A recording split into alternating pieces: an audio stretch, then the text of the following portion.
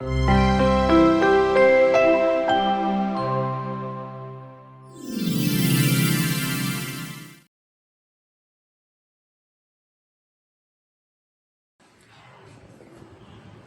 when the motor is turned on, so motor turns the pump and motor turns on and it creates the pressure in the manifold. So now what we do is, whenever we are connecting the components with the hydraulic supply, so we will take a hose, give me a hose. So this is called hose and we have couplings here, okay. So these couplings can be connected to, these are the female couplings and these are the male couplings.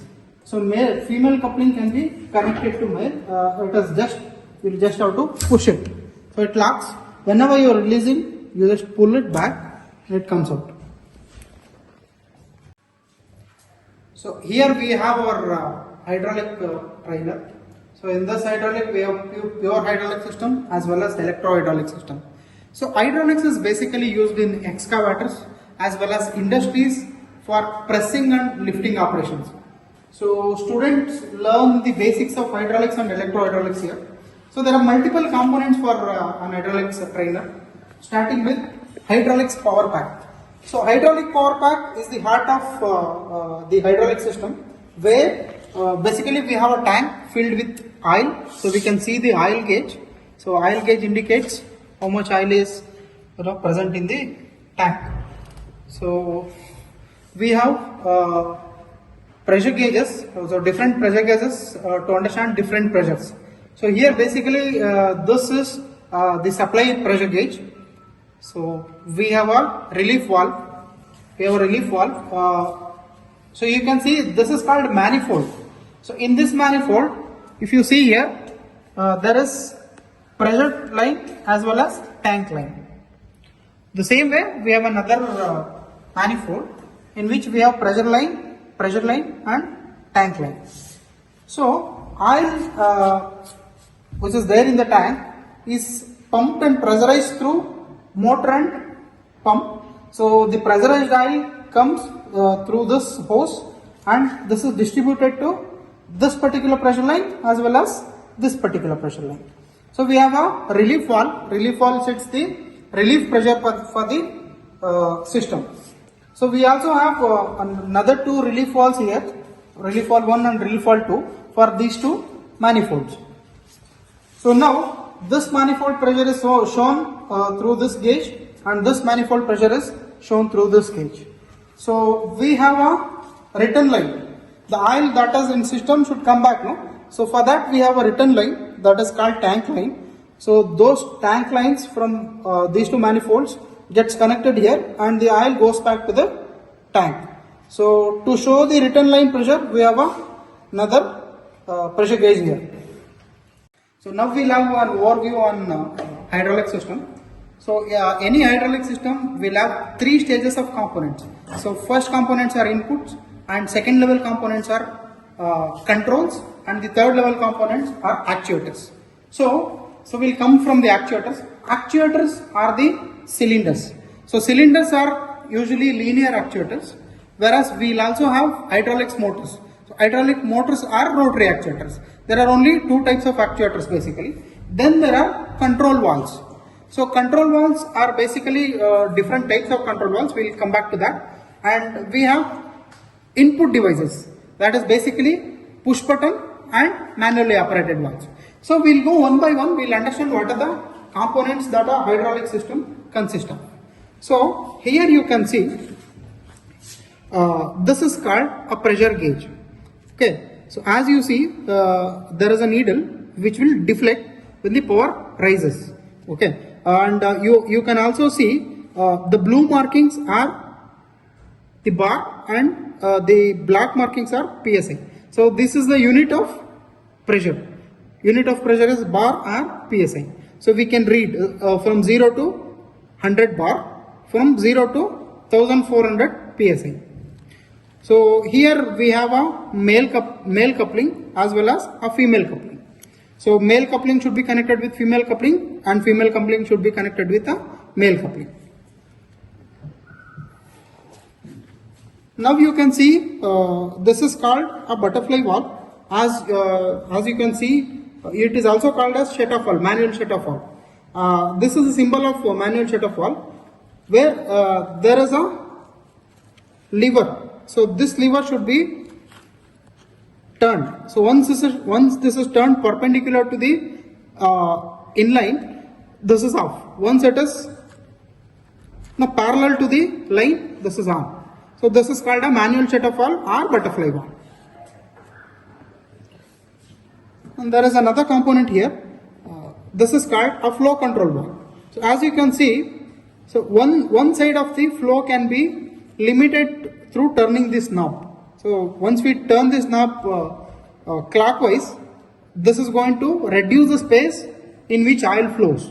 Okay. Once you turn it counterclockwise, the space will be increased and the oil flow will be basically increased. So you can see there is a shut-off valve where it will once when it is coming back, that means when it is coming return, so this will be opened fully and it will come back without any hindrance. So this are called one-way flow control valves. And you can see there is a 4x2 way lever operated spring return valve. So there is a lever which can be operated. Once we operate the swing, these positions are going to change and change the direction of the oil. So this is a direction control valve. We have another direction control valve which is also operated by a lever. So this is a detent type lever. Detent type is once you push, it will stay there. So you can see the symbol as well. This is the detent symbol. Okay. This is a 4x3 way lever operated detent type. Okay. Direction control valve. There are 3 positions for this. 1, 2 is off position. So this is an unloading valve. You can see when it is in the center position, P is connected with the T. So pressure line will be connected with the tank line and the pressure from pressure line goes to tank line. So you can see here there is another type of valve. So this is called a solenoid valve. Okay. So basically there are 2 solenoids, solenoid 1 and solenoid 2, and this is a 4x3 way solenoid operated unloading valve. So once it is in the center position, as we discussed, this the pressure is unloaded to tank. When we operate solenoid A, so this position is moved to the center and the oil direction will flow from one side.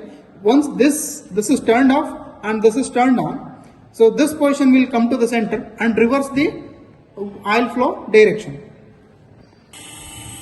So now we have connected a circuit. So this exercise is from the So now we have connected a circuit. So in this circuit, from the pressure line, we have connected a hose to manifold. Okay. So this manifold has 1 input and 4 outputs. So from this manifold, we have given it to a direction control valve.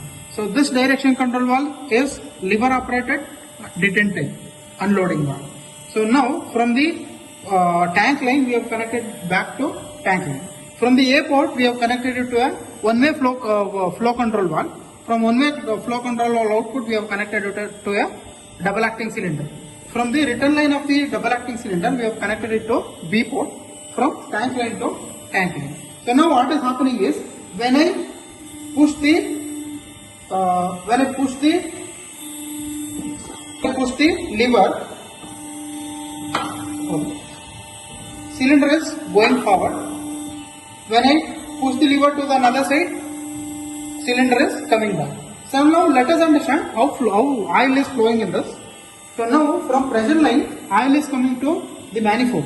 From manifold, it is going to the direction control valve. So when I push the lever this side, so this position is shifting and the pressure line is connecting it to pressure line, and oil is flowing from this and it is going through the one-way flow control valve, and it is going through this and going to the cylinder.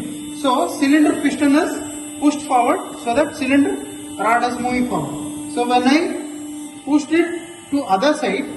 So this particular portion in the valve is shifted to other side, and the return line is connected to the tank line. Oil is flowing from this end to the tank and going back to tank. That is why cylinder is coming back. So what we can understand here is, using a flow control valve can control the speed of cylinder movement. So what I will do, I'll just close the one-way flow control valve to an extent. So let us see what happens to the speed of the cylinder. Can you see now speed is too low? So I'll turn it open fully. Now you can see the speed of the cylinder is little higher. What when I close this completely?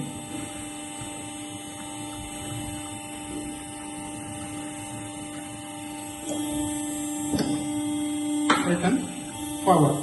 Now cylinder is not moving only because I haven't opened the one-way flow control valve. Now I have slightly opened the one-way flow control valve, cylinder is moving too slow.